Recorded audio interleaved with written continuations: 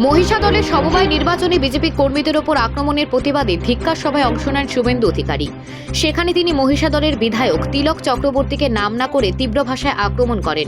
শুভেন্দু বলেন, এখানে এক সাইকেল মিস্ত্রি রঙিন পাঞ্জাবি পরে বলছেন শুভেন্দুর তুলসীতলায় কে মালা দেবে। 2000 ভোটে জিতেছেন এই সাইকেল মিস্ত্রি, আর আমি লোকসভায় 10,000 ভোটে হারিয়েছি। তিনি আরো বলেন, আপনার পার্টির বড় বড় নেতা এখনো শিশির বাবুকে প্রণাম করেন। আগামী 26 সালে আমি দেখব কে তুলসী তলায় বাতি দেয়। শুভেন্দু অধিকারী দাবি করেন তিনি আগামী নির্বাচনে নন্দীগ্রাম ও মহিষাদল বিধানসভায় একসাথে নিয়ে প্রতিজ্ঞাবদ্ধ। তিনি বলেন, আপনি আমার পিতাকে অপমান করেছেন, আমি মমতা ব্যানার্জিকে হারিয়েছি, লক্ষণ শেঠকে নাড়িয়েছি, আপনি কিছুই নন। এমন মন্তব্যে রাজনৈতিক মহলে উত্তেজনা বাড়ছে। Bureau report, news prime Times. এখানকার এক সাইকেল মিস্ত্রি, তিনি নেতা এখানকার, তিনি কেন্দ্রীয় বাহিনীকে বলছেন হিন্দু বাহিনী। আমার লজ্জা লাগে যে এইখান থেকে এমএলএ হয়েছিলেন সুশীল বাবু, সুকুমার দাস, তমালিকাদি, এই সাইকেল মিস্ত্রি মালা পরে রঙিন পাঞ্জাবি গায়ে বলছে শুভেন্দুর তুলসী তলায় কে বা বাতি দেবে রে। তার পাশ থেকে একটা চোর ছবি ঠিকাদার, সে বলছে কেউ নাই কেউ নাই। 2021-এ 2000 ভোটে জিতেছ সাইকেল মিস্ত্রি, 2024-এ 10,000 ভোটে হারিয়েছি তোমাকে আমরা। অভিজিৎ গাঙ্গুলি লিড নিয়েছে। মহিষাদলের রসিয়া, তার বাবা এসপি আর তার মা মমতা, আর হলদিয়া থেকে আজিজুল জিহাদিদের নিয়ে এসেছে। ভোট হবে কোথায়? এআরডিপির ভোট হবে মাদ্রাসাতে। তৃণমূল ঢুকে গেছে মাদ্রাসার ভিতরে, আটকিনা মাদ্রাসাতে। সাইকেল মিস্ত্রি, তোমাকে আমি বলে গেলাম, আপনাকে বলে গেলাম, আপনার মতো আমি ছোট লোক নই। আপনি শুধু আমার নাম বলেননি, আমার পিতৃদেবের নাম বলেছেন। আপনার পার্টির বড় বড় নেতা শিশির বাবুকে দেখলে এখনো প্রণাম করে। এই অর্বাচীন সাইকেল মিস্ত্রি বলে শিশির বাবুর তুলসী তলায় কে বা বাতি দেবে রে। চোর ছবি বলে কেউ নাই কেউ নাই। আমি 26 সালে আপনার তুলসী তলায় কে কে বাতি দেয় দেখব। সেই দিনটার জন্য আমি অপেক্ষা করে আছি।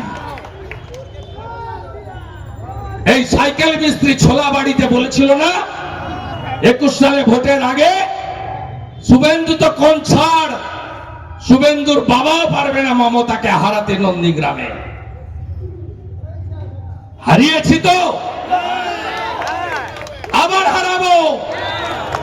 তুমি যে কোম্পানির চাকর, ওই কোম্পানির মালিককে আমি আবার হারাবো। আর সাথে এখান থেকে কি করে আবর্জনা পরিষ্কার করতে হয়, কোটি কোটি টাকা চুরি করায় সাইকেল মিস্ত্রি, 12টা আমি কি করে বাজাতে হয় লোকসভায় দেখেছো। আর পুরো ফিল্মটা তোমাকে আমি 26-এ দেখাবো। সাইকেল মিস্ত্রি, আমি আজ থেকে পবিত্র রথতলায় দাঁড়িয়ে রাধা মাধবকে প্রণাম করে রাজবাড়ি অঙ্গীকার করে যাচ্ছে, নন্দীগ্রামের সাথে আরেকটা বিধানসভা যদি আমার নিজের থাকে, সেটা মহিষাদল।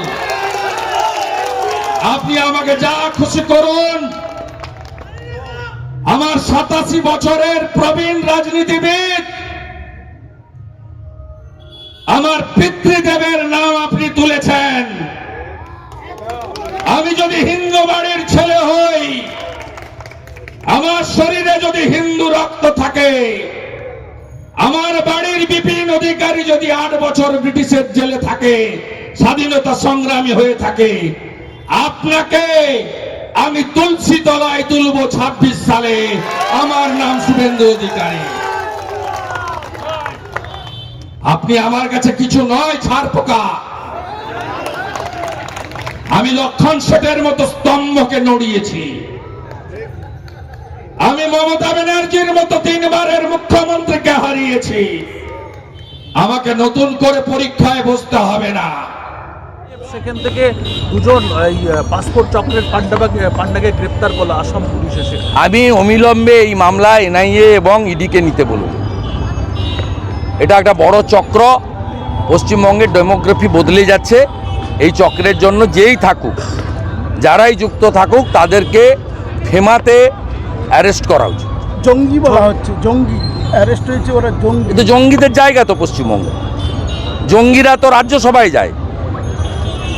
হাসান ইমরান রাজ্যসভায় পাঠিয়েছিলেন মমতা ব্যানার্জি, নিষিদ্ধ সংগঠন সিমিল লোক।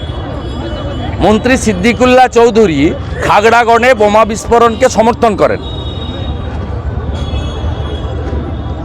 অতএব জঙ্গিরা তো রাজ্য চালাচ্ছে জঙ্গিরা, আর আপনার এখানে সাইকেল মিস্ত্রি। লাইভ লতে সবাই দেখেছেন লাইভ লতে কিভাবে রাজ্য সরকার ধরা পড়েছে চিটিংবাজি করতে গিয়ে। আমরা তো আশা করব মমতা ব্যানার্জি অ্যারেস্ট হবেন, কারণ এই ভুয়া নিয়োগকে রেকগনাইজ করার জন্য উনি অতিরিক্ত শূন্য পদের সৃষ্টি করেছিলেন। মমতা ব্যানার্জি 5ই মে 2022 ক্যাবিনেটের মিটিংয়ে, সেই মিটিংয়ে সভাপতিত্ব করেছেন, সভা নেতৃত্ব করেছেন মমতা ব্যানার্জি। তাই মমতা ব্যানার্জিকে জেলে পাঠানো উচিত। আজকে হিয়ারিং সবাই দেখেছে, আমরা আশাবাদী যে সত্য বেরোবে। এর বেশি সুপ্রিম কোর্ট নিয়ে বলা উচিত। সিবিআই হাইকোর্টে নির্যাতিতা মা প্রণম্য, তাদের ব্যথা বেদনার আপনি আমি কেউ অংশীদার হতে পারবো না। আমি বারে বারে বলেছি, তারা যা বলছেন তার কাউন্টার আমার মুখ থেকে পাবেন না। আমার সঙ্গে ওই পরিবারের অত্যন্ত নিবিড় সম্পর্ক, এবং ওনার পিতৃদেব মাতৃদেবী আমাকে বলেছেন, আপনি বোন বলেছেন, আপনি আপনার কর্তব্য করুন। আমার সীমাবদ্ধ ক্ষমতার মধ্য দিয়ে আমি তাদের পাশে আছি। ওনারা যদি কখনো আমার প্রতিও অনাস্থা দেখান, তাতেও আমার কাছ থেকে কোনো মন্তব্য আপনি চেষ্টা করলেও পাবেন না। তদন্তকারী তারা অফিসারদের প্রতি, তদন্তকারী সংস্থার প্রতি আমি ওনার কোনো মন্তব্য বলবো না। উনি যা সবচেয়ে বেশি সাফারার উনি, আপনি আমি নই। আমরা 5টা মিছিল করেছি, 10টা সভা করেছি, কালো ব্যাচ লাগিয়েছি, বিধানসভায় বক্তব্য রেখেছি, কিন্তু আপনি টিভিতে দেখিয়েছেন, চ্যানেলে বলেছেন, কিন্তু ফাইনালি সবচেয়ে বেশি পার্মানেন্ট সাফার করেছে তার বাবা মা। তার আদরের সন্তান যেভাবে মমতা ব্যানার্জির জন্য চলে গেছে কর্মরতা অবস্থায়, এর কোনো ক্ষতিপূরণ কেউ দিতে পারবে না। অর্থাৎ ওনার যা খুশি উনি বলতে পারেন, আমি এটা নিয়ে কোনো টিপ্পণী করব না।